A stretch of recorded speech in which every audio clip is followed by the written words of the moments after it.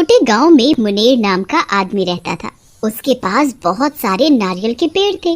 मुनेर की एक 10 साल की बेटी भी थी जिसका नाम मुनिया था।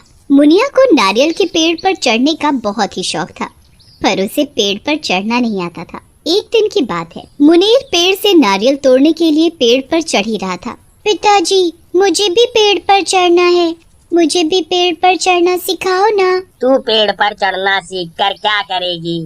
अगर पेड़ से नीचे गिर गई तो तुझे चोट भी लग सकती है और इसमें तेरी जान भी जा सकती है। नहीं नहीं, मैं तुझे पेड़ पर चढ़ना नहीं सिखा सकता। पर पिताजी, मुझे पेड़ पर चढ़ना सीखना है। एक बार कह दिया ना, नहीं तो नहीं। रम्या के लाख कहने पर भी उसे पेड़ पर चढ़ने से मना कर देते हैं, लेकिन फिर भी रम्या नारियल के पेड़ पर चढ़ना सीखना चाहती थी। नहीं नहीं, मैं तुझे पेड़ पर चढ़ना नहीं सिखा सकता। मैं तेरी जान जोखिम में नहीं डाल सकता।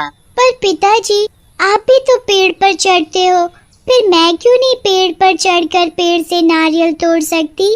रमिया, पेड़ पर चढ़कर नारियल तोड़ना मेरी मजबूरी है। मुझे इसके अलावा और कोई दूसरा काम भी तो नहीं आता, इसलिए मुझे ये काम करना पड़ता है और उसमें जान भी जा सकती है। इसलिए मैं तुम्हें पेड़ पर चढ़ना नहीं सिखाता कि कहीं तुम्हें कुछ हो ना जाए। रम्या के पिताजी अपनी कमर में कसकर एक कपड़ा बांधते हैं और एक नारियल के पेड़ पर चढ़ने लगते हैं। कितना अच्छा होता कि पिताजी मुझे भी पेड़ पर चढ़ना सिखा देते, पर पिताजी हैं कि मुझे पेड़ पर चढ़ना सिखाते ही नहीं। फिर कुछ ही देर में मुनेर पेड़ के ऊपर तक पहुंच जाता है। रम्या, मैं नारियल तोड़कर फेंक रहा हूँ, तुम पेड़ के नीचे से दूर हो जाओ। अपने पिता की बात सुनकर रम्या पेड़ के नीचे से दूर चली जाती है। फिर मुनेर अपनी कमर से हंसिया निकालता है और पेड़ से नारियल तोड़कर नीचे फेंकने लगता है, और जब सारे नारियल पेड़ से तोड़ लेता है तो पेड़ से नीचे उतर जाता है। फिर मुनेर और रम्या दोनों नारियल इकट्ठे करके एक टोकरे में रखकर बाजार में बेचने चले जाते हैं। शाम तक सारे नारियल बेचकर वापस घर जाते हैं तो साहूकार को घर पर देखकर हैरान हो जाते हैं। साहूकार जी, आप यहाँ? क्यों, मुझे देखकर घबरा गए क्या? जी वो नहीं नहीं साहूकार जी, ऐसी कोई बात नहीं है। मैंने सोचा तुम्हें जाकर याद दिला दूं। तुमने जो कर्जा ले रखा है उसका देने का समय आ गया है। मुझे अगले 10 दिन के अंदर सूद समेत सारा पैसा चाहिए। अगर तुमने 10 दिन के अंदर सूद समेत पैसा नहीं लौटाया तो तुम्हें अपने नारियल के पेड़ मेरे पास गिरवी रखने पड़ेंगे। हैं? साहूकार जी, थोड़े दिनों की और मोहलत मिल जाती तो आपकी बड़ी मेहरबानी होती। मुझे 10 दिन के अंदर पैसे मिल जाने चाहिए बस, नहीं तो जो तुमने अपने नारियल के पेड़ मेरे पास गिरवी रखे हुए हैं वो सब के सब मेरे हो जाएंगे। साहूकार की बात से मुनेर चिंता में पड़ जाता है। मुनेर की पत्नी मुनेर को समझाती है, तुम चिंता मत करो, सब ठीक होगा। ये सब मुनेर की बेटी रम्या सुन रही होती है। अगली सुबह मुनेर सुबह जल्दी उठकर नारियल के पेड़ से नारियल तोड़ने चला जाता है। उसके साथ रम्या भी चली जाती है। मुनेर नारियल के पेड़ से जल्दी जल्दी नारियल तोड़ रहा था, तभी अचानक से उसे चक्कर आता है और सीधा जमीन पर आकर गिरता है, जिसकी वजह से उसके पैर में बहुत गहरी चोट लग जाती है। डॉक्टर उसे चलने फिरने से बिल्कुल मना कर देते हैं। अब मैं साहूकार का कर्जा कभी चुका नहीं पाऊंगा। मैं हमारे नारियल के पेड़ साहूकार को नहीं लेने दूंगी।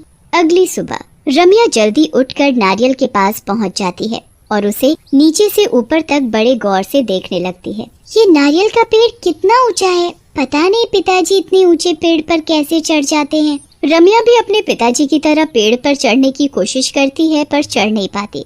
हर बार फिसलकर नीचे आ जाती। तभी वह पेड़ पर चढ़ने की दोबारा कोशिश करती है और धीरे धीरे पेड़ पर चढ़ जाती है। अपने आप को पेड़ पर चढ़ते देख बड़ी खुश होती है और जैसे ही वो नारियल के पेड़ से नारियल तोड़ने लगती है, तभी अचानक से उसका संतुलन बिगड़ने की वजह से नीचे गिरने लगती है। बचाओ, बचाओ! तभी उधर से जा रही एक चुड़ैल रम्या को नीचे गिरते देखती है तो वो उसे अपनी गोद में लेकर उसे बचा लेती है। अभी नीचे गिरकर मर जाती तो? रम्या चुड़ैल को देखकर बुरी तरह डर जाती है। चुड़ैल, तुमने चुड़ैल होकर मेरी जान बचाई? क्यों, चुड़ैल किसी की जान नहीं बचा सकती क्या? पर चुड़ैल तो इंसानों को मारकर खा जाती है।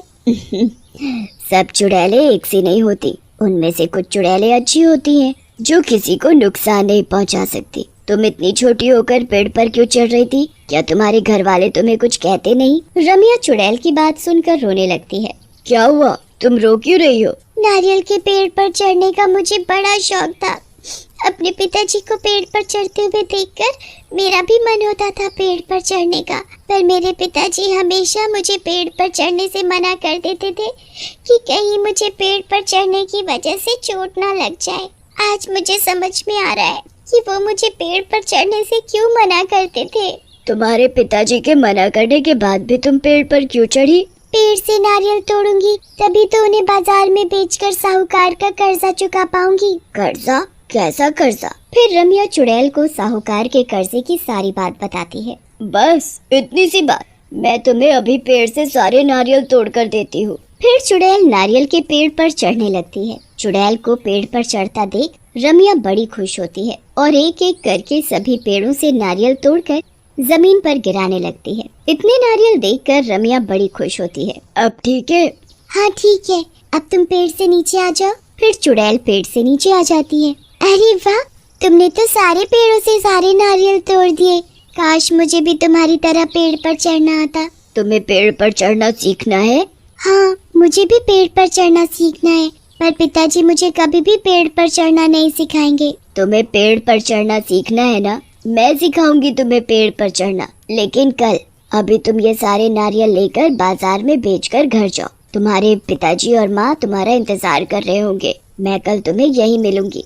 फिर रम्या सारे नारियल लेकर उन्हें बाजार में बेचने चली जाती है और उससे जो पैसे मिलते हैं वो घर आकर अपने पिताजी को दे देती है। रम्या, ये इतने सारे पैसे तू कहाँ से लाई? वो पिताजी, मैंने पेड़ से नारियल तोड़कर उन्हें बाजार में बेचकर कमाए हैं। अब साहूकार हमारे नारियल के पेड़ नहीं लेगा ना? मैंने तुझे पेड़ पर चढ़ने से मना किया है ना? अगर तुझे कुछ हो जाता तो? पिताजी, मुझे कुछ नहीं होगा। रम्या के पिताजी और उसकी माँ उसे गले लगाकर रोने लगते हैं। हमारी बच्ची, हमें नहीं पता था कि हमारी बेटी इतनी बड़ी और समझदार हो गई है। ये हमारी बेटी नहीं, हमारा बेटा है। जो बेटा बनकर नहीं कर सकते वो इसने बेटी बनकर किया है। पिताजी, माँ और फिर रम्या, उसके पिताजी और माँ सभी खाना खाकर हंसी खुशी सो जाते हैं। और जैसे ही सुबह होती है, रम्या फिर नारियल के पेड़ के पास पहुँच जाती है और इधर उधर चुड़ैल को ढूंढने लगती है। तभी अचानक से चुड़ैल उसके सामने आ जाती है। अरे, तुम अचानक से कैसे आई?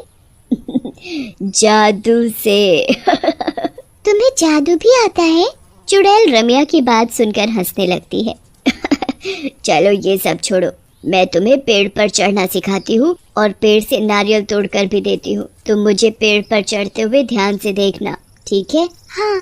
चुड़ैल रस्सी के सहारे नारियल के पेड़ पर चढ़ने लगती है और जब वो ऊपर पहुँच जाती है तो पेड़ से नारियल तोड़कर नीचे गिरा देती है और नीचे आ जाती है। अब तुम पेड़ पर चढ़ो। फिर रम्या भी पेड़ पर चुड़ैल के साथ साथ चढ़ने लगती है। जैसे जैसे चुड़ैल पेड़ पर चढ़ती जाती, वैसे वैसे रम्या भी उसे देखकर पेड़ पर चढ़ने लगती।